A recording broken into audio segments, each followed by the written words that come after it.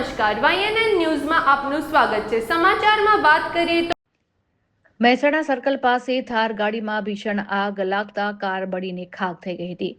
આગ એટલી વિકરાળ હતી કે થોડી જ મિનિટોમાં આખી થાર કાર બળીને ખાખ થઈ ગઈ હતી। આ ઘટનાની જાણ થતાં જ ફાયર વિભાગની ટીમ તાત્કાલિક સ્થળ ઉપર પહોંચી ગઈ હતી અને ભારે જહેમત બાદ આગ ઉપર સંપૂર્ણ કાબુ મેળવ્યો હતો। રિપોર્ટર રાહુલ રાજપૂત।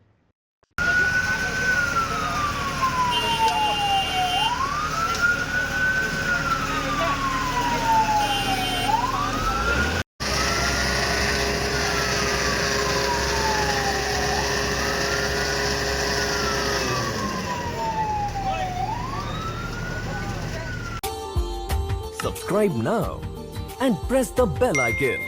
Never